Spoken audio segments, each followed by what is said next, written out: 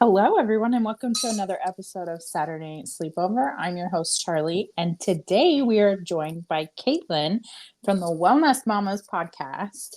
I'm super excited because this is the first time I've had a guest on the podcast that I met at the podcast conference. So, yay! That's so exciting. Can you hear me? Yeah, I can hear everything's great. Okay, great. Oh my goodness. So yeah, I remember meeting you and you were so nice. You made me feel less awkward because I showed up by myself and didn't know anybody. And you were like, hey, I do a podcast too. You're cool. Let's be friends. Yes. I remember, so this podcast conference was 2 days long. We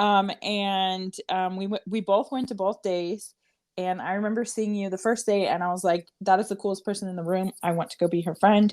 And then same thing for the second day, but there wasn't very much time to do any networking. So I just took one of my stickers and ran over to her and was like, this is my podcast. You should look me up. And then she actually did look me up. I did. And I've been listening to your podcast and it's one of my top faves. Do you have a favorite episode so far? So I've only listened to most of the newest season, and I really enjoyed the one that was with the tattoo lady. Oh, yeah. That was really cool. But I think my favorite was the one where you were with the midwife, with the emo midwife. Yeah, Casey is she's a treat. That's one of my favorite ones from this season too so far. It's really cool. I feel like I know a lot about you. Yeah, that was definitely the first time, because she was like, hey, do you want to go on a double date? So we went on a double date to an Italian restaurant, and this was my first experience of someone who had listened to my podcast before they really knew me. And she was like, oh yeah, I know about that. Tell me more. And I'm like, what? I feel like a famous person. I feel like everybody should start their own podcast just as a way to introduce yourself to new friends. Be like, oh, you can learn all about me and decide if you... Yeah. Truly, it's like stalking somebody on Instagram or whatever and learning where they went to college and stuff, but just listening to their voice. Right? Yeah. So it's the best way to scope somebody out. Mm-hmm. So tell me about your podcast. Okay, so we just started it. I just released my 8th episode today, which feels like a big mountain to climb, and I'm really surprised because whenever I attended that podcast convention, I think I had 1 episode out, and it wasn't even very good. But I disagree. It's my top played episode, so even though in my opinion it's technically the worst one, technically speaking, sound quality and whatnot, but it's the most popular one. So that's good because it's the oldest one. Yeah, I guess so. I guess that's why. But also it's interesting too. I went and I binged your entire podcast except for the one that just came out today. Oh, really? I haven't had a chance to watch that one. Yeah. And so what'd you think? I think it's great. I looked up some of the people that you've had on there. I think they're really cool. Yeah, that's what my goal is, to kind of have a library of resources for people. Sometimes when people come into the shop and they ask me, some random whoa, and if I can send them to a podcast episode and be like, you need to listen to this person and hear what they have to say about that, it will just save my breath. So tell people about your shop. So the shop is the Wellnest shop. That's Wellnest with a T, like a bird's nest. It is a community refillery, and a refillery or a refill shop is a place where you can come and bring your own container and fill it with your favorite non-toxic home and body care goods. So we carry everything from shampoo and toothpaste to cleaning products and eco-friendly, sustainable household wares, lots of compostable items and sustainable options. And we're really kind of helping people start that journey, that non-toxic, eco-friendly, sustainable lifestyle journey. And we'll meet you wherever you're at. We'll never tell you need to throw away everything in your cabinet. It's all trash, Yeah. Use it up first, but then whenever you're empty, come back and see us, my question is, like you have cleaning products right now. Are you going to ever branch out into like beans and flour and herbs and stuff? Yes, we do have a good selection of herbs right now. We have like comfrey and calendula and Good arnica, ones. and we've got a good selection going right now. Lavender, just like dried herbs, bulk herbs that you can buy by the ounce. And Love our it. one of our goals is to bring in more of the like the pantry staples like flour and things like that. Like we have a local flour mill. The We do. oh, yeah, it's in Rogers, and I can't think of what it's called off the top of my head. It's Stone Mill or something like, no, that might be one from the grocery store. I'm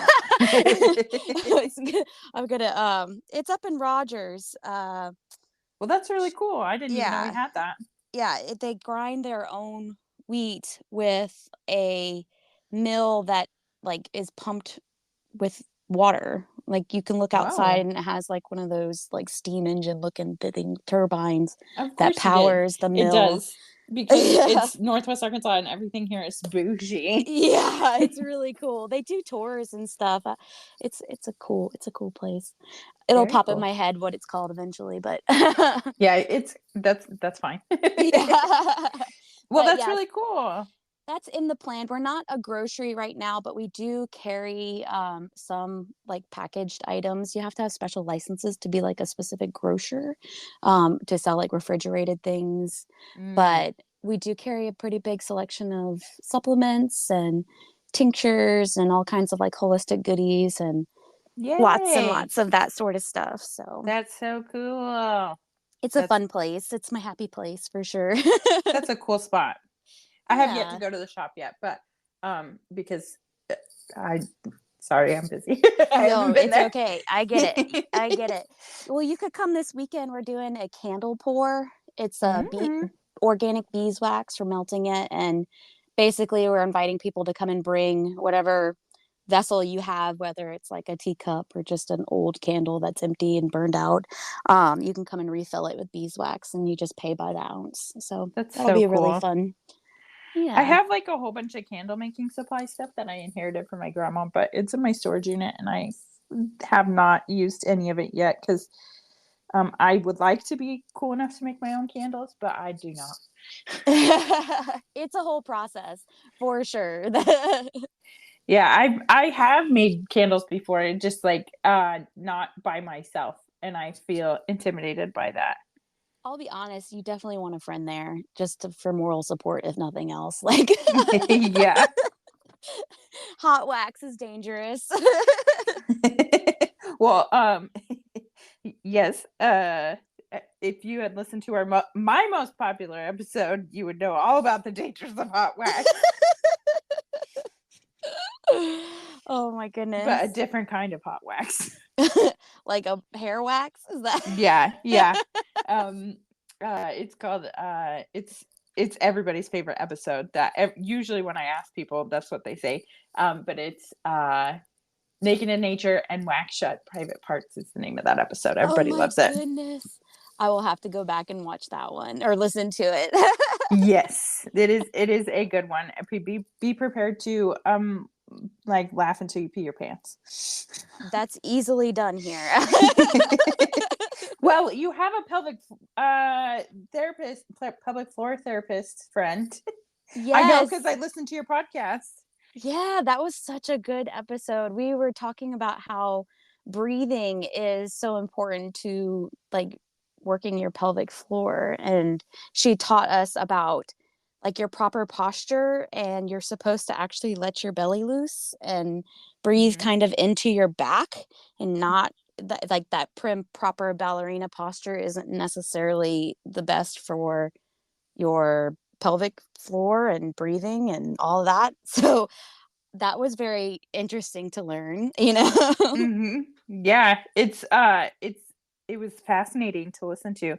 The other one that was fascinating to listen to was the that I liked was the one about body talk, which I think it might be your first episode. Yes. Oh my That goodness. that one is Body so cool. talk. Did you do a body talk? Yes, session? I have done several body talk sessions. It's probably my favorite alternative modality of support I have ever used in my life. Do you um, feel comfortable talking about your sessions? sure, I would love to talk about my session because Because I think that's so fascinating. I feel like it's a big part of me feeling confident enough to kind of get out of my box and try to change the world. Yeah. When I first met Aubrey, who's the body talk practitioner who we were interviewing, um, she had mentioned that she does like birth trauma or helps people with birth trauma.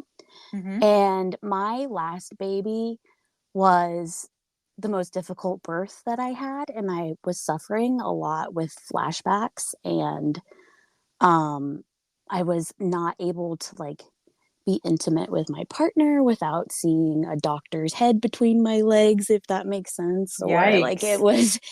was it was just it was not the experience that I wanted. And I was just holding on to a lot of grief and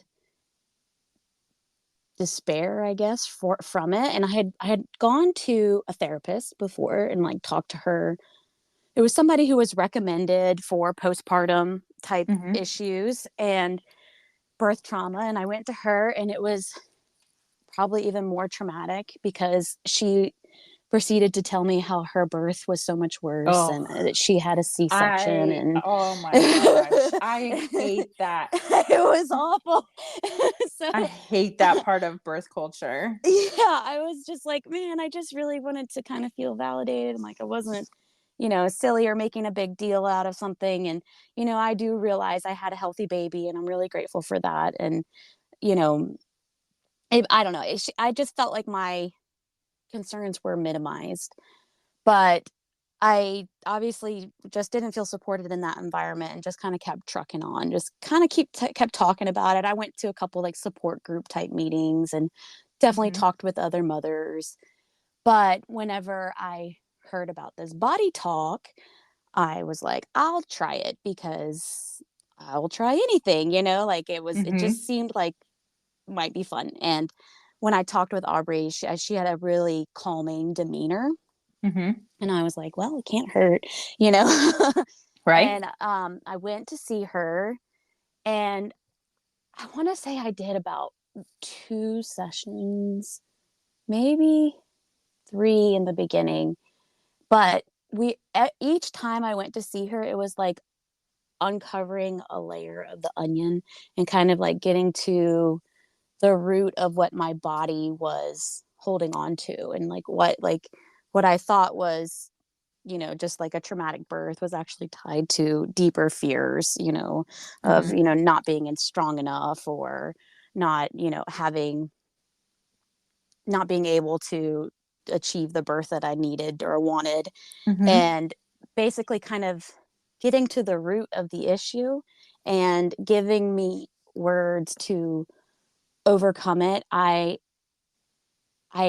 and she did do like a little bit of I don't I know it's not called EMDR because it's totally different, but it's a similar way where you move your eye, like the rapid eye movement, you move your eyes while you're Mm-hmm. experiencing the trauma, and you kind of are able to reprocess it in a healthy way. Mm-hmm. And I have not had any flashback experiences since, going to those treatments with body talk. And I was very, very happy with that because I was able to, just like move on and not let it be a burden to me. And also, I was able to talk about birth with other mothers without having feelings of jealousy or Mm-hmm. disappointment or anything like that. Like I was really able to feel joy in surrounding people with support around, their joyous births and their joyous experiences, so Mm-hmm. that was just life changing for me to be able to have that. And then I didn't see her for a while, like it was kind of great because it's not something like, I don't know if you've ever done formal therapy where it's like, all right, well, we'll see you every 4 Next weeks for week. the rest Yeah. of your life. Yeah. Mhm. Like it wasn't like that. Like in a way, it was just kind of relief to be able to crunch down so much work into a short period of time. But Mhm. I did go back to Aubrey because I told her um, earlier this year, actually, before I started my podcast. Hmm. I I told her that I was struggling with finding my voice. I was struggling with just feeling scared to put myself out there. And we did a little bit of feminine. What did we call it? Like calling into the feminine. I don't remember exactly what she called it, but basically it was kind of like a embodiment of what I how I want to portray myself, or it her words are so much more beautiful and flowery than I can describe it. But like Well, you're doing great. I'm sold.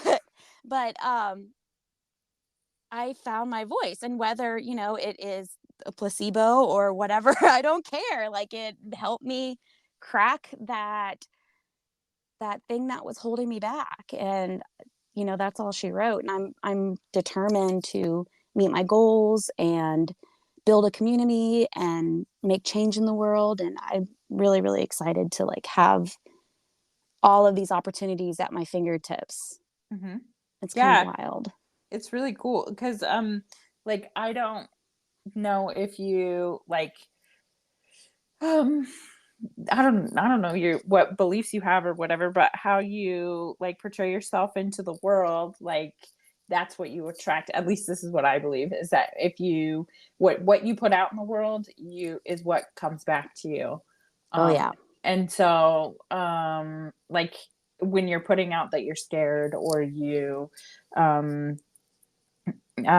can't do it or whatever, that's what's going to reverberate back with you. But whenever you shift your perspective and say, actually I can do this, then that's when I feel like opportunities open their doors to you. I agree. I really feel like words are very powerful, and I like come to realize that you can create things, you can manifest things, you can, speak it into the world and breathe life into it just by creating it with your mind. Yeah, it's pretty cool. I was interested in reaching out to the body talk practitioner, because I have had like hormonal issues my entire life, and I'm fairly certain it's related to trauma at this point because like I think that my body was just like, we are not going to continue the cycle because that cycle is uh it needs to end. So I'm just gonna make the choice for you and not work correctly. Yeah, like you're not safe. Your Yeah, body doesn't feel safe to yeah. do So that. I've been trying to just like do a lot of work to like make myself feel safe and make myself feel like I'm in a place where I can do stuff like that. And so I mean, I think it's great. I just haven't made the time for it yet. One of these days I'm going to like did a program at work where I got 3 days off because I did this program. And so I'm like, I'm going to use these days off and I'm just going to like book a massage and a float session and something Ooh. else funky and fun. And I think that body talk is maybe one that I want to do on that self-care day. But have you ever done floating before? I have always wanted to do a float session. I didn't realize there was a local place. There is. It's in Fayetteville. It's called Theropods. Ooh. It's really I came from like the creme of the creme float tanks in Utah. Like I used to go to this place called True North, and they have the best facility. Like everything feels like a spa. There's like a community there. They have like fire and ice tanks, which means it's like a sauna and an ice bath that you can Ooh. do both. Like they have like a whole like massage. And I also think that there's a doctor that does ketamine there too. Oh, that So would be so cool. it's like the spot, like, and everybody is like, it's affordable too. So, everybody's welcome, because I feel like sometimes when you go engage in those kinds of things, it's like, just it's meant for people who can afford more. Right. But that place, it was but just like open for everybody, like, come learn these alternative stuffs. And that place was the best. But Theropods in Fayetteville is pretty good too. They just don't have all the extra, like, the meditation room where you can do coloring books and leave notes, like, and the therapist, the massage therapist, like, they don't have all that, but it's just pods. But And now, is it like total sensory deprivation type? so I have seen the one when I first got introduced to the concept, it was like, that's what it was. I've never done that kind before, but I saw that kind a lot on the internet. And I was always intimidated by you like see the pods, like the like egg shaped things that they close you in. But I was always intimidated by that. It felt like it was going to be like closed off and like scary, like you can't get out, like you're locked in. But so the way that I have done it, I found the spots where it's basically just like a giant bathtub or like a hot tub, essentially, that you get in, and you can turn the lights off, you can turn the lights on, you can choose to have music, you can choose to not have music. So like, it's not so intense, but it does take like your first couple of times, at least for me, because I have anxiety, it took me a long time to just like settle down enough to the point where I could like appreciate what was happening and like hold the space for just existing. But so the first couple of times, nothing exciting happened, but then the latest time that I did it, I booked a self-care day and I did a massage and like this other thing called, like, I always like looking for the most hippie massage therapist I can find and see if they do anything else. And I did this thing called access bars, which I don't really know what it is, but the practitioner, she would just like go to like rub different parts of your head and then like tell you like after I was done, she was like, I can tell that you're like in a place where you're forming a lot of relationships because like this part of your head was really warm, and just like stuff like that. Like she like sets intentions, and like it was really cool. So I did a massage and then I did that other therapy, and then I got in the car and drove to the Theropods place and got in the float tank. And that was the day that I like had finally like been able to like get into a relaxation place. And then they say, like, everybody always says like, oh, there comes a point where you can't like tell where the water is because it's like the same temperature as your skin. And I actually did have that experience. Like I was like, what is this? Wow. Like I couldn't tell where my body ended and the water started, and it was really cool. And I always think it's really cool because they say that if you go and do it while you're pregnant, you might be able to like speak to your baby and stuff more clearly because like you're having a mirrored experience to them. And that's what I have felt like every time that I've gone floating. It's been like I feel like I'm a baby, like brand new. Goodness. Talk about like child what is it? What do they call it? Mothering the child or child. Yeah. I can't think of what re-childing yourself, whatever. Yeah.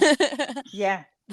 It was cool. It's so cool. I love that kind of stuff though. So I've never done it. I've always wanted to do it, and I've heard that it's a pretty powerful way to meditate. I remember watching the psychic person, I can't think of what they're called, a medium.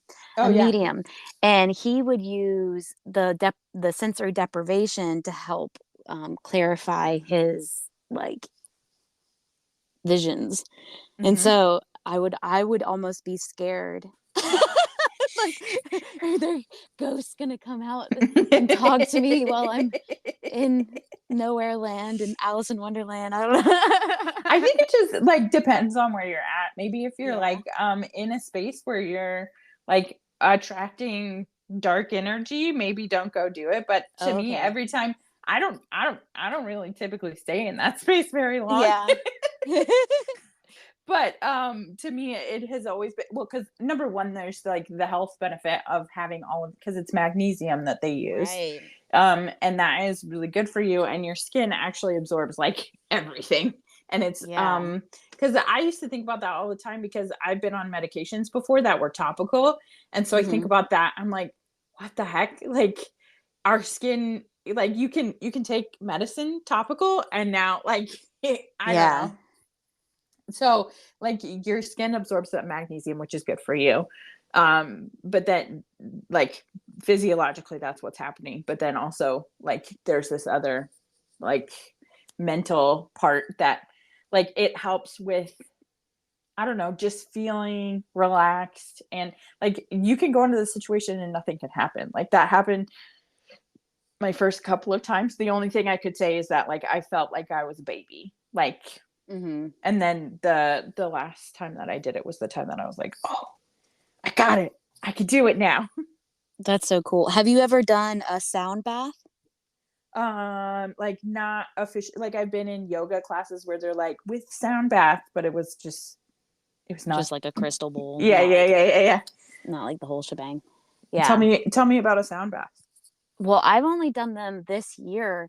I started going to Be Well Yoga and Rogers, and she does like a once a month sound bath where you go and um it's like a community based class. The community is like it's a donation, and they give money to a different charity every month. Mm-hmm.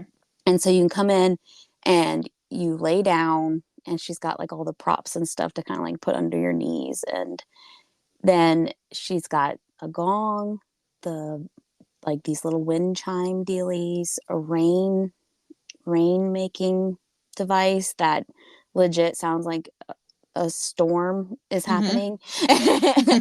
And the crystal bowl. But it's a little scary at first because the sound is like it feels like it's in your head, and like you can Mm-hmm. kind of feel your head like spinning with the sound, with the movement. And Mm-hmm. it's hard to like at my first time I was a little scared because it was just so it, it felt so loud and so like visceral, I guess. You can feel it like in every cell of your body. But then I kept doing them, and then I've been able to kind of like, all right, just relax and let go. And Mm-hmm. you can really get in a very, very deep meditative space. And I do feel somewhat safe doing it in like the group environment, Mm-hmm. especially because like, like I've done yoga in the same room. So I'm like, I'm safe here. I'm safe here. This is a safe place. So it's easier to like let yourself relax. Mm-hmm. I mean, especially if you're like, I mean, if you struggle with anxiety like I do, I do too. Mm-hmm. It's hard to To let let those go. go. Yeah. Yeah. Mm-hmm.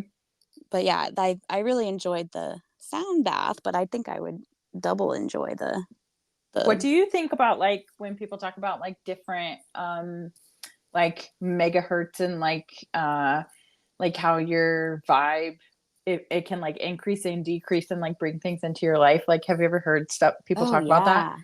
What do I you just think about that? I just watched a video where they said like they were like proving that you attract the same vibration that you're putting out. And I mean, we're all running on little micro vibrations. Like that just makes sense to me. I don't Mm-hmm. know. Like I mean, I'm a scientist by trade. I'll tell you that much. But like all the like metaphysical stuff, I'm like, yep, totally down for it. Like it Down for makes it. sense. Yeah, like Mm-hmm. I've in personal experience, you can just kind of catch people's vibes, and I feel like I have a pretty good judge of character, and I feel like most of it comes from intuition. And um maybe that's just, like your ears, your vibrator sensors. And like Ah, yeah. your ears are made of crystals, and that help they vibrate at certain pace, you know. Mm-hmm. So we're all like these crystalline things that they pick up. I don't know. Yeah, it's legit. Yeah. I just like thinking about that kind of thing. Yeah. We haven't even gotten to the part that you're a scientist yet. Do you want to talk about that? Sure. So yeah, I became a scientist because I wanted to prove to everybody that I wasn't a fuck up. Fair. No, in all honesty, I had my oldest when I was a senior in high school. So I graduated and had like a 2-month-old baby, and then went to college, and I was like, okay, got to make something of myself. Got to, So badass. figure out what I'm going to do with my life, Mm-hmm. And originally it wasn't on my radar to like, I mean, I obviously liked science. I originally was going to go for like engineering. Mm-hmm. And I quickly realized, like, once I got to Calc 2, that I didn't really want to be an engineer. Mm-hmm. Yeah. That was like a lot of math. And, like I was like, okay, well, what can I do, that has a job attached to it? Because I had looked into like forestry management and like random environmental type jobs. And I really was set on this. I need to get a job. And so I was thinking, if I worked in the hospital, that it would be real easy to find a job anywhere. Mm-hmm. And I had already had a bunch of science credits under my belt. So I was like, the college counselor was like, you could look at this career and see if that's something you want to do.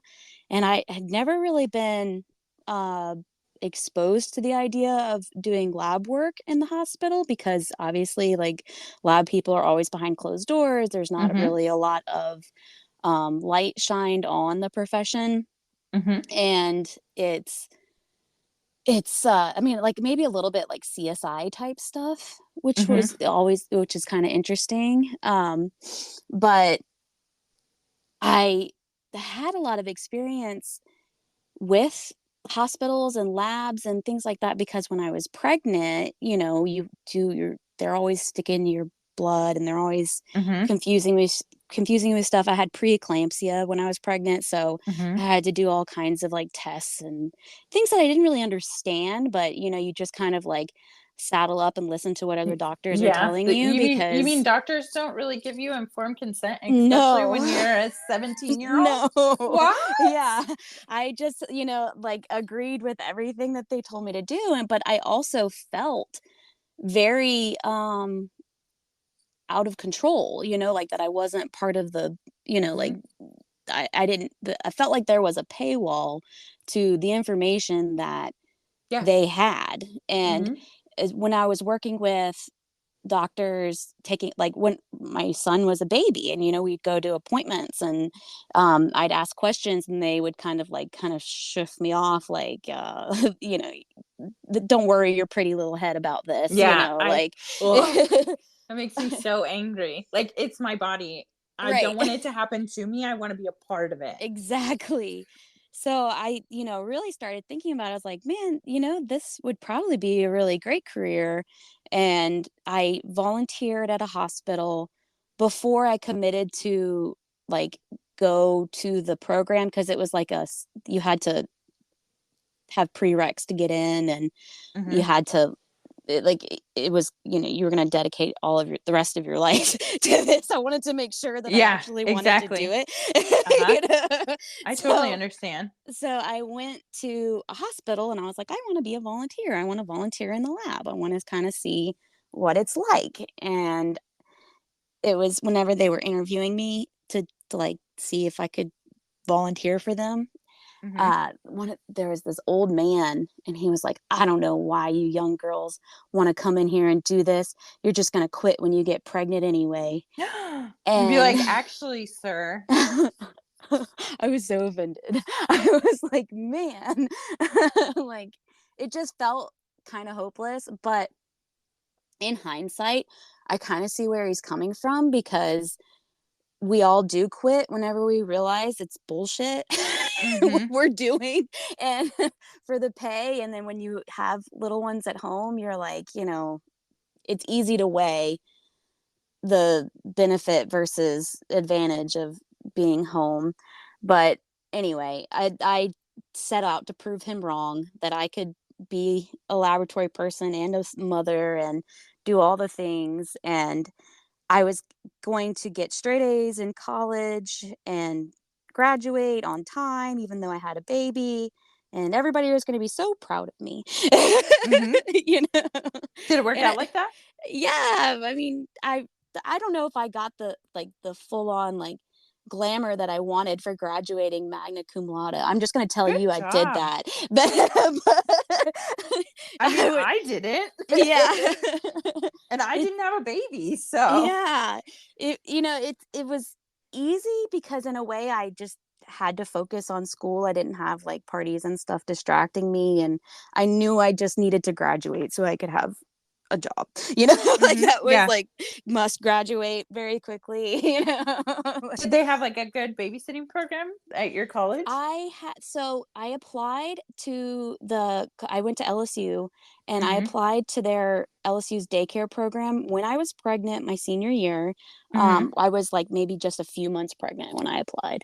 Mm-hmm. And he didn't get in to their program until the semester that I was leaving the school. Oh So, man. so he only went there for one semester, but it was really cool program. It was very nice. But before that, we went to the most rundown, very sketchy area daycare. Well, you did it. Yeah, That's we did amazing. it. Yeah, and now my oldest, he's going to be a senior next year, so it is boggling my mind that That is, I'm well, gonna not have only a a senior, but senior. you were pregnant with him when I he know. was that I age. know. I know. It's wild. It's wild. But we are definitely living two different lives. He's very aware that he doesn't want to be a parent right now, because he has two little brothers that he helps me wrangle, and they're a lot Hmm. of work, but they're so fun. Yeah. Well, that's awesome. And to like feel like you don't have a voice, like, are you kidding me? That's the Right. coolest thing ever. What? It is cool. It's really cool. And it's hard because I don't work in the hospital anymore, like I left last year. I tried to go back a little bit during like the pandemic because I wanted to like be on the front lines and help out and whatnot. But then there was just a lot of nonsense in that field, and it was harder than I expected it to be because I Well, was and working you so probably have much. some sort of trauma or something from Mhm. enduring a global pandemic in the or in the health uh Yeah. field. Yeah. Yeah, I mean, they were. Because everybody, like, I'm sure everybody was like relying on you for results for like their entire livelihood and all sorts of stuff like that. Yeah. That would be Yeah, crazy. it was an intense hospital too. I never worked at like the trauma level that hospital had, and so it was a, a very like heart-pounding job, like in the blood bank, like whenever a motor Hmm. vehicle accident comes in and stuff like that. It was like, oh man, like this gets real. This isn't, small town Hmm. rural hospital that I used to work at. This is Well, like you also had like your own business too, right? You had your own clinic. Oh, yes, I did. When I was in Louisiana, I had a drug testing lab that I ran. Not quite hospital work, not the same level of excitement as like blood bank and and I'll get your Hmm. blood for your stat, but um doing working in a doctor's office had extreme perks for sure. Like they got catered lunch every day. That never Hmm. happened in the hospital. Yeah. I feel like, is there like a hierarchy of like medical world um jobs as far as bouginess? Oh yeah, like I think the more private you get, the better it is, and the more like if you work for just a regular hospital, like like a nonprofit or something like that, it's going to be slums. Well, that checks out with almost everything else. Yeah. If you work in the public sector, you're probably gonna get abused. Right. And especially like in the laboratory because it's not inpatient care. Um, patients don't see it. They really let things slide back there. Hmm. It's not as That sounds like tea beautiful. to me. Hmm.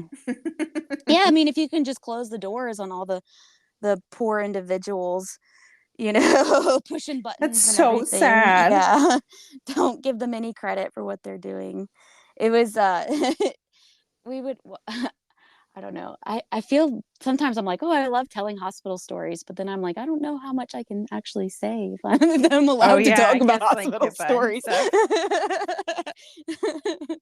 But Well, yeah, I mean, I loved working in like we found malaria once in a patient. And that was pretty cool. mm, Yeah. They called in the CDC to come and check everything out in this little rural hospital. Felt pretty famous. wow. I mean, that's also sort of terrifying. Like you could get malaria. Well, this guy was traveling for work out of the Mm. country, and he came home and didn't show up for work, and they ended up finding him out in the woods. I'm pretty sure he was out in the woods, like, half naked, What the and heck? they Does didn't. malaria make you crazy? Yeah. Well, I had no So idea. originally they come in thinking, oh, this guy's a drunk, just off his rocker, but when you finally dug to it, it's like, nope, this poor man's sick. Like there's something else going on. So That's like crazy. you can't judge a book by its cover, that's for sure. You got to gotta look at the deepest of the deepest, and really it's really awesome to be able to catch something microscopically like that. Were you Just like look. panicked as soon as you like found it and you were like, what if I break this tube and get malaria? Because Oh that's how no. I Well, would you feel. can't, yeah, you can't catch it like that, but you don't want to say it's malaria and it's not. That would be really Mm. bad. So it is kind of like nerve-wracking to be like, I think, Yeah. Well, that is like I've had a like an ongoing conversation with my coworker that like people are just people. It doesn't matter if you're the president of the United States or the um like the janitor of the White House. Like you people are just people and nobody knows what they're doing. So like that like calls back like you're looking at malaria, but you're just a person. Like what if you got it wrong? Like Right? Just a person. Yep. And it's hard to believe that a person would be better at detecting things than a computer. mhm, yeah. Well, is there very much like takeover from AI and stuff in that field? Yeah, yeah, for sure. I mean, really, you have to let robots do the work or else you physically can't. Like, whenever I worked at the bigger hospital and they had um, robots, like, do so much as far as like they would put a tube on the machine, it would read the label, it would know what test it needs to have, and it would suck out plasma from it and send it off to another person, and then that would come down and it would read the label again and say, oh, it needs to go here and be read by this machine, and it would just send it to all the different machines. But whenever you're running like reference lab type stuff, the level of samples that you get, the machine is doing the work, and basically the technologist is the one that's just making sure the machine is doing it correctly. And then if you Mm, get a flag that says like, hey, this is abnormal, you have to put eyeballs on it and make sure that it's legitimately abnormal, or there's not like some sort of mishap, like it was put in the wrong color tube, or there was a jam, or like there could be a multitude of things that went wrong. Basically your job is to make sure that nothing went wrong. And there is some stuff that's still super hands on, It's mostly like the automated type things, or like your chemistries and hematology type stuff. But um, like it's all there's some stuff that you still have to do, like Yeah. by hand for sure. Well, And like, yeah, AI is gonna get it wrong sometimes because yeah, it's you a have to check it. But it will. But I remember at the big hospital, they had this cool program, and it would even categorize the cells for you. Like when you're looking at like a blood smear and you're looking at all the white blood cells, and it would put them in the different families or classes that they're supposed to be in. You had to check to make sure it did it right. wow. And you're like, oh, good job. It would take pictures of it. So like it had a microscope on the machine, and it would take pictures of the cells on the thing, and it would show you a big category of these cells looked funny. What do you think? And you're like, might be That is cancer. Like, fascinating. yeah, it's cool. I really enjoyed that because you were able to kind of collaborate a little bit. Like if you saw something that looked weird, you could show the picture to the tech that was working next to you and be like, hey, what do you think? Does this look like, lymphoma or whatever? And you're all learning, and it is a skill. Like you have to, I'd worked with a lot of cancer patients, and like looking at their blood smears, like once they start getting treatments and stuff, their blood looks crazy under the microscope. You're always like, is this Wow. normal? What's going on here? That's so crazy to think about. Because like in your head when you're a patient, the doctor is just like, okay, this will be off to the lab and we'll read your lab results at your next appointment. You don't actually think that there's a person, like the lab Right. is just like a place Most people that think it it's goes the to doctor tell that's you. actually looking in the microscope, but I hate to inform them that your doctor is not the one looking in the microscope. Yeah. And they just know how to read the results that you give them. It's kind of it's just crazy to think about, like, 'cause Yeah. as it like from the perspective of like a patient, like they're like, oh, the lab results should be back in a week or whatever, but it's just weird to think that there's an actual person on the other side of that. Right. And most people, the only face that they ever see from the lab is the phlebotomist, which is the person drawing your blood. And generally speaking, that person's not the one who's running the laboratory tests, but sometimes they are. I'm sure there's a ton of people that are like, nope, I'm the one. I'll go and draw it. I'll go take it down. I'll go do this. And God bless them. Like that's a lot of work. Yeah, from start to finish. Yeah, I I guess actually never drew anybody's blood. I drew very healthy college kids' blood, and I have not tried to draw these poor dehydrated real patients. yeah. Well, I have an irrational fear of needles and well, not really needles per se.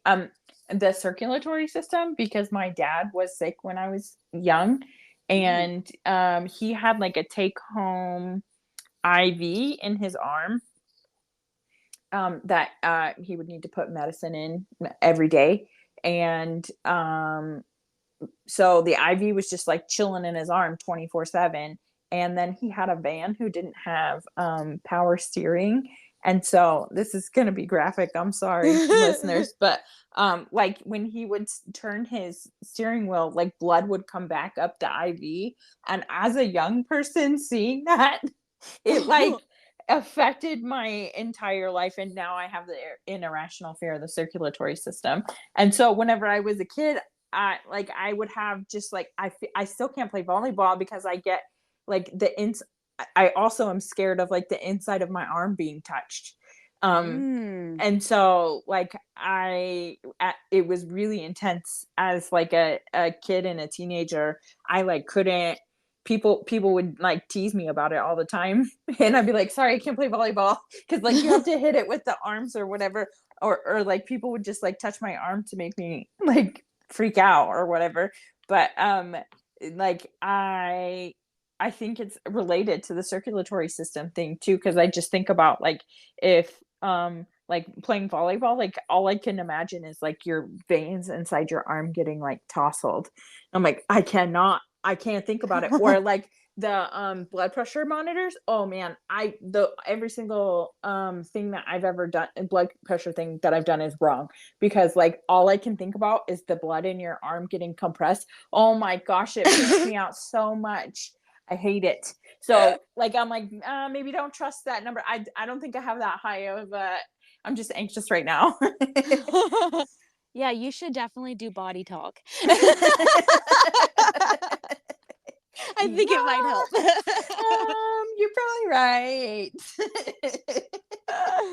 Oh my goodness. Because I just have like a lot of random like things like that I grew up with as being a part of my life, and like I think my body was just like, nope, we're just gonna answer the question for you, and so we're gonna have XYZ issue.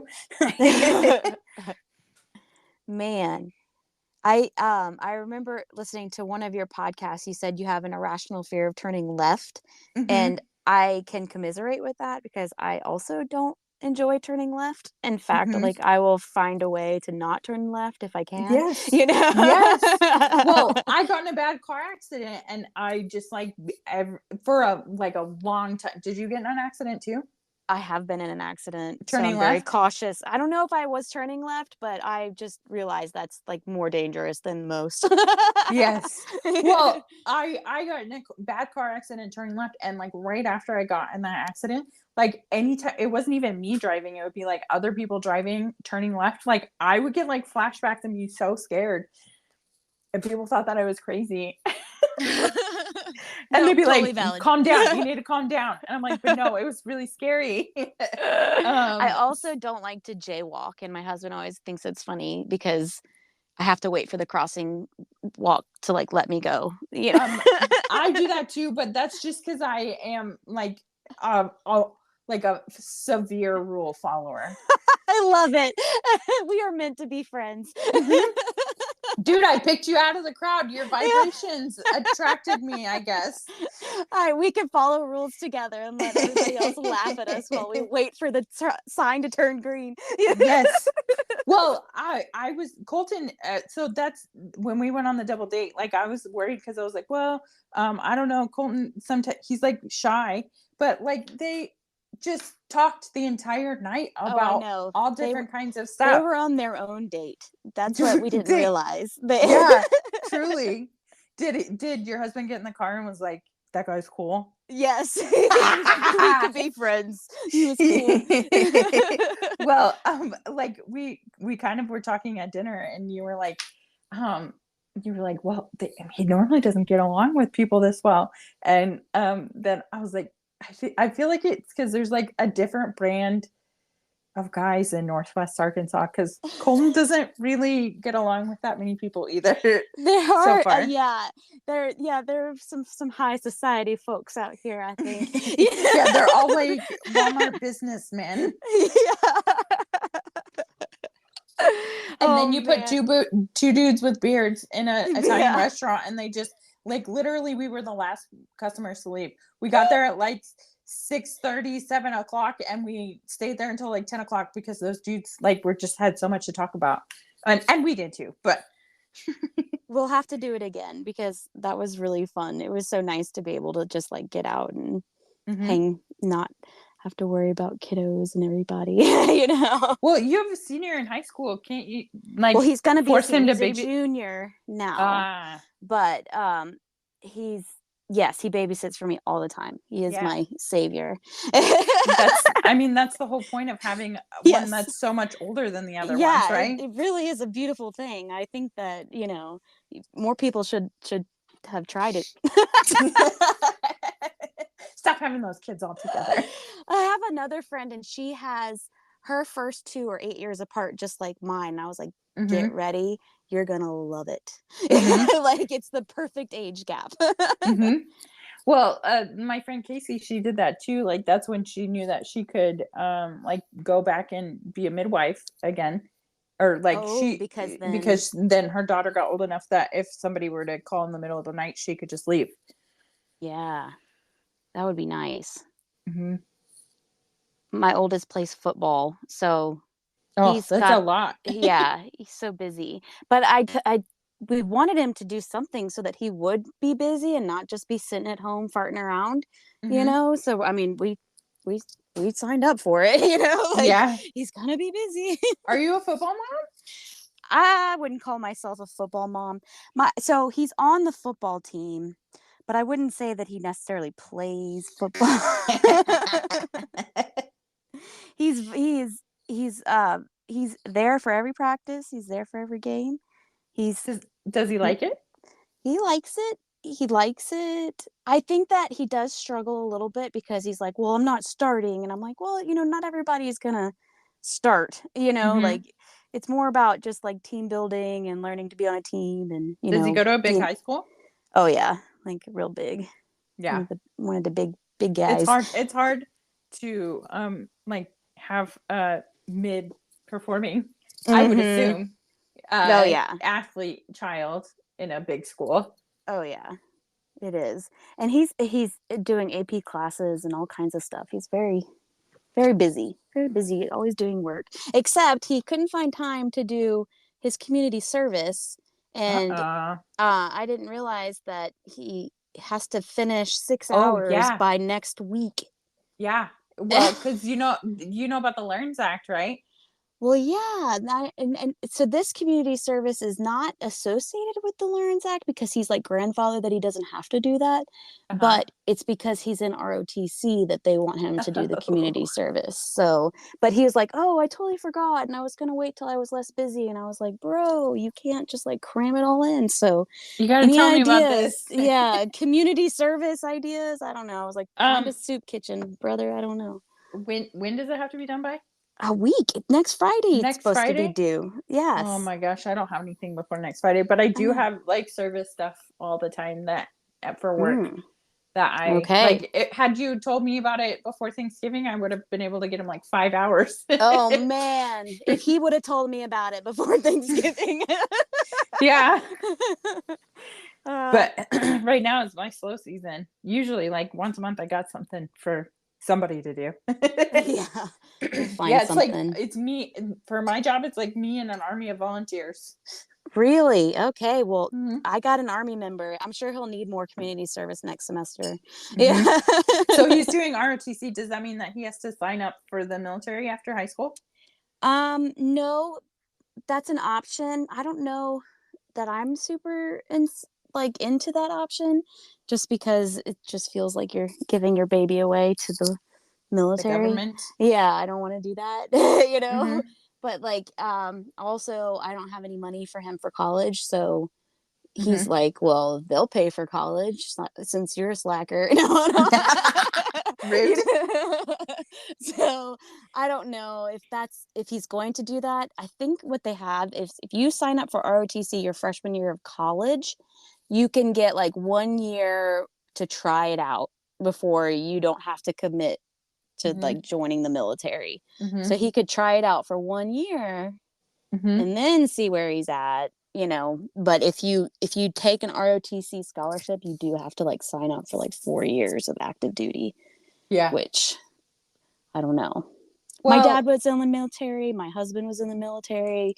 I've always been a big supporter of military, but like when it's your baby, yeah. you, Yeah. you're Yeah. like It's different. That's what my no. dad did. He did ROTC in college, and then he came out and was an officer Yeah, I mean, after. I hear it's the way to go if you're gonna do it. That they kind of set you up.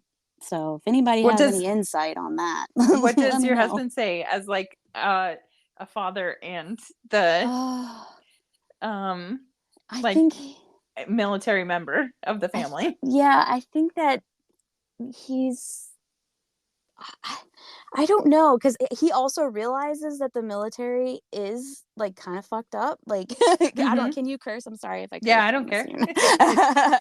Like I mean like PTSD and the stuff that they make these guys do, and like they don't really even know why they're fighting, or Mm-hmm. they're just told to fight this for what. There is a lot more things that as we've grown we've learned, like, well, Mm-hmm. maybe it's not what they told us it was all about, and so it's kind of confusing, and I think that he's standing at it as like a confused confused veteran. Mm-hmm. You know, like, man, what were we doing? You know, like, so I think he's in my boat that doesn't want him to do it. You know, he's not Well, like, I mean, this is another a whole other soapbox I could get on, but I think in some cases, unless you know exactly what you want to do, like, you should probably not go to college and waste the money. yeah, that's a good point. So, like, the other thing that I would pitch to him and be like, hey, instead of going into the military so that you can do money on the school, why don't you maybe like go and learn how to be a plumber? Where they will pay you, and then you'll get paid bank, and there's like not enough of them I know. in the I world. wish I would have had a plumbing skill. There's been so many times where I'm like, you think I could be a plumber? And Jed, my husband, he's like, no. You know, like, Get one. I'm like, it would be good money. That'd be a good idea. I'm Mm-hmm. totally for getting a skill, getting a trade. He had talked about doing welding at some point, Mm-hmm. and apparently that would be really cool because you can also do art with Yeah, welding, you that's know? really cool. And he's an artist, but Your son? and I'd never told you that. If you'd have showed me his kindergarten art, I'd be like, that kid can't color in the lines. But but He's creative. He's very good painter. I'm very impressed with his skills. But Yeah. I could see him doing welding. I could see him doing anything. He's very, very bright though. That's the one thing where I'm like, man, he could be an engineer or something like that, which I think is what he's leaning towards now. Go to welding school and have your overnight welding job pay for your college. I know, right? That would be the answer. Instead of going into the military. Because they probably would. And I know that like Micro, he does those scholarships for trade schools. Oh, yeah. Mm-hmm. The Micro Works. The dirty jobs guy. Yeah. Mm-hmm. I like him. Yeah. I don't know that much about him. He tells good stories. I think he does a podcast where he tells stories. He's got one of those like speaker voices, you know. Yeah. Put you to sleep. Yeah, truly. Yeah. Hopefully my voice isn't putting people to sleep. Or maybe it is. I mean, I guess I don't really care. I like listening to you whenever I'm getting stuff done around the house. So you don't put me to sleep. You keep me like moving. I like it. Nice. Grateful to help. Yes. Well, this has been really fun. Do you want to keep going, or we're do it again? We can do it. Do another one. Yeah, we can do another one anytime. But it's a pretty good pausing spot. Is there anything that you wanted to talk about that you didn't get a chance to talk about? I mean, maybe like backyard chickening, doing the backyard farming. Yeah. We can talk about backyard farming. Yeah. Because I want to get quail, and I know that you started with quail. Mm-hmm. Do you have an HOA? No. Nice. Yeah. When we moved here, that was like the one stipulation. We asked the realtor, we said, please find us a place that doesn't have an HOA where we can have birds and no one can tell us what to do. I'm anti-HOA. Me too. I don't think our neighbors would. Did you have an HOA in Louisiana? No, we've never had one, but only because we couldn't. Like we would just be those people that that just don't follow the rules, and then that's like the one way. Like if there's no rules, then I'm the same way. We always have too many projects in our driveway. Yes. Well, the driveway's fine. The driveway's not like covered with cars or anything, which is good. But the backyard, we started with the quail because we wanted to. Well, we had chickens when we lived in Louisiana, and then when we moved here, we gave them to friends because we thought that moving with chickens was kind of not wise. Intense. So it took us. So this is our 4th year here. So it took us like 3 full years to finally get to a point where we could start doing the backyard farm that our goal was when we moved here, or has always been. Our life goal has always been to like homestead in whatever fashion we can as we're able. But yeah, so it took a while just to, build up the funds and the craziness to like get started. Have you gotten to any of my episodes where I talk about how I want to start a commune? No. Oh my goodness. I want, it's like my life goal to start a commune where I just like, I buy like 1,000,000 acres or whatever. And I invite all of my friends that want to live on this commune with me. Will like live off of the earth. And if you want to be the person that goes to work, you can go to work. If you want to be the person that works on the land, you can be the person that works on the land. Nobody is required. The number one rule is that there's no rape, because I feel like every single commune is good until there's rape.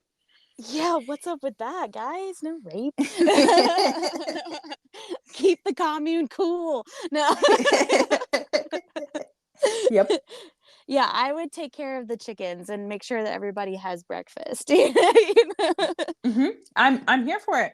You're like, invited to the commune. Yeah, they're like little antidepressants. Honestly, they just uplift your mood just immensely. They're wonderful little creatures. I love chickens. But the quail are also really good. So if you're thinking about doing quail because you like want to start small, they are easy, like almost laughingly easy, because they grow up in like 6 weeks and start laying eggs. Wow. Well, like okay, so here's the thing is I really, really love animals. So if I love an animal, I'm not going to kill it. So this is my horrible thing. But if I was going to do a homestead, the only animal I could stand to kill, which probably is the opposite of everyone else, but it's a rabbit. So that would be. Rabbits supposedly are terrible things to kill because they scream like babies. Yeah, yep. So I don't know if I could do that. Yeah, it's that I just don't like them. Rabbits are the one animal. Like I don't care. I have a friend. She worked at a she worked in a laboratory studying the herpes virus on rabbits, and she had to euthanize them in a way that would preserve their brainstem. And she said that they always knew whenever she was coming in to take them out, and she hated them so much because they would make those awful noises. Oh no. Now that is pretty sad. That was like the most horrifying story I've ever heard. I was like, oh, sorry guys. Science is scary. You didn't know that you were going to a sleepover where you got a horrifying story. Sorry, my sleepovers are weird. We talk about parasites and killing rabbits. It's fine. It's one of those things, Well, we did have to kill a bunch of roosters because we hatched eggs, and you don't know what you're gonna get. And depending on what your goal is, like, do you want eggs or do you want meat? If you want meat, you have to have one boy so you can make more creatures. But we really just wanted the eggs. We just wanted the quick and easy, So the reason to get chickens. Yeah, so you have to have the right ratio. If you have too many boys, you just got to. It's the farmer's way is to take them out of the flock. You got to, But now we only have girls. We have a bunch of girls, so hopefully, we're gonna have to feed them through the winter time, and maybe they'll start laying in the spring. That would be really nice, because it's as economical as you think it's going to be to have like a backyard farm. We've spent so much money and have maybe made like a couple of omelets from the quail eggs. Well, that's the thing that I'm like, I don't know if I'm like, not only like the money aspect of it, but I'm like, I have a hard enough time. Like, let's go to this place this weekend and like leave our lives behind. Yeah, you can't. And I'm like, I have a dog and I feel bad about it.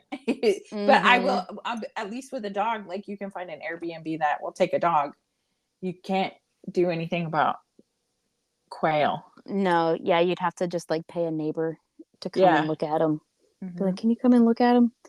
Because I mean, That's what I told my mom, that we weren't going to come visit anymore because we can't. You got too many animals. I was like, we basically have a farm now, so y'all are going to have to come see me. Fair. I'll give you all the eggs you want, though. Yep. Right now, you got to wait till the spring.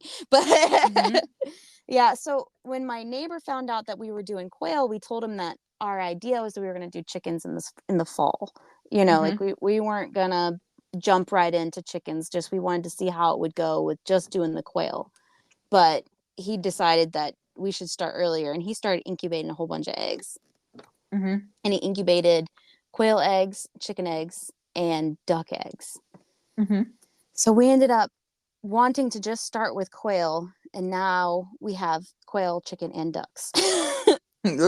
Yeah. So now we only have the 2 ducks, the 2 girls, because I thought, you know, I'm like, well, they're very cute and they're so personable. They're funny. They have interesting personalities. And I'm kind of attached to them. And I feel like I could only get rid of the ducks if I had a friend that had a pond that would let me come and like visit them. I couldn't give them to somebody that was going to eat them. Or like at this point, I'm just going to hope that they start laying eggs. And well, my egg dealer, he has ducks and chickens, and we get duck eggs sometimes, and they're just as fine. They're good as chicken eggs. Supposedly they're really good for baking. Yeah, I've heard that. I'm not really a baker. No. So I don't. I've never had a duck egg. It's the same thing as chicken egg, really. Yeah. I would say maybe the yolk is bigger, and I think that's why it's better for baking. Because it makes it fluffier. Are tasty. I would say they're like lighter than a chicken egg. Not as, but they're very tasty. I've been very happy with the quail. If I could start over and just do one, I would just do quail. They make me really happy because they're very cute. They look like potatoes. That's funny. And they sing to you. Aww. It's a lovely, lovely sound. They're a very interesting creature, but you can't really like handle them though. It does leave me wishing that I had a bird that I could just hold and like let it sit on my shoulder, like you see, like a parrot. The chickens. Yeah. The chickens will sit on my shoulder. They'll let me hold them. But I don't know. Now I want a parrot. I think I might be a bird person. I didn't realize it. You're a bird person. Okay. Yeah. I don't know. Maybe I was thinking pirate, but pirate. Yeah. I could be a pirate. Oh my goodness. That's awesome. So yeah, I think that you should go for the quail because they're easy enough. And if you want, I can start you off. I've got a whole bunch of them. I have too many. Yeah. But they're very tasty if you were going to eat them. I don't know if I could do that. I try to be that, like, I have to not know the animal if I'm going to eat it. I thought like that. I don't mind harvesting an animal, but I just have to not know it. Yeah.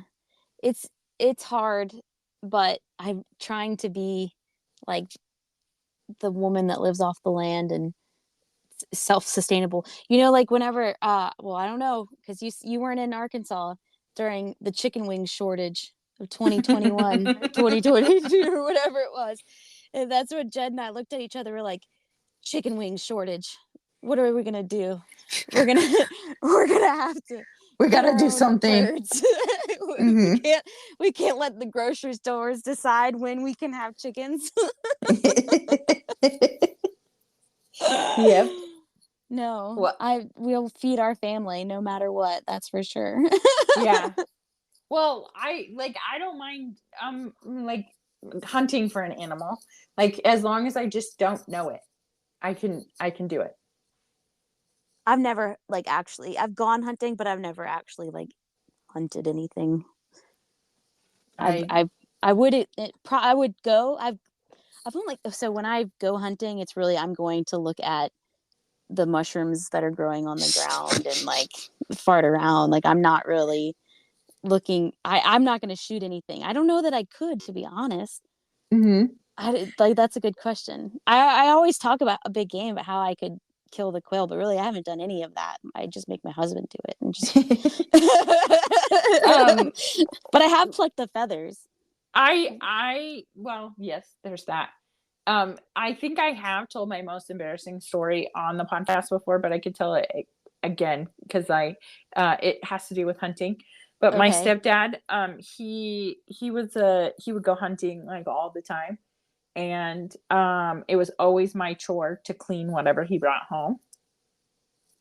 And so all the time he would just bring things home and he'd be like, it's in the back of the truck, you gotta go take care of it. And I just had low battery, so we have to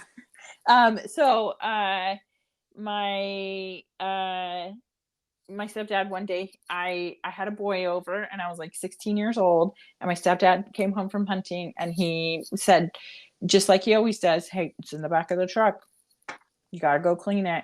And I was like, but I have a friend over, could we do it later? And he was like, nope, he can help you. And I was like, great, love this for me. And so then I go in the back of the truck, and on the tailgate there are 4 squirrels that I have to clean. And so I cleaned them, and I started, and the boy threw up in his mouth and ran away and never talked to me again. My gosh. Later I told my stepdad that story, and he was like, well, I did you a favor. And then later when I was dating Colton, and the first time we went hunting together, we found a deer and we got it. And then he's like, all right, I want you to take the vehicle down, and I'm gonna go start preparing the animal, and then you'll bring it closer to me, and we'll just stick it in the back and we'll go. And I like pull up, and he's like, wait, I get out of the car. He's like, wait, don't come any closer. And I was like, what do you think I think you're doing? And he's like, I'm covered in blood, I don't want you to see this. I was like, I think you're underestimating me and the way I grew up. And he's like, all right, then hold the leg. And ever since then, that's just been how we are. Aw, that's so sweet.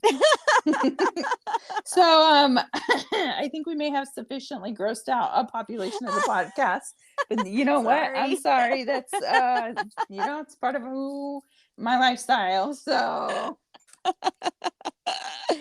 that's all right. I'm sure that it was enjoyable. Nobody was eating. We're good.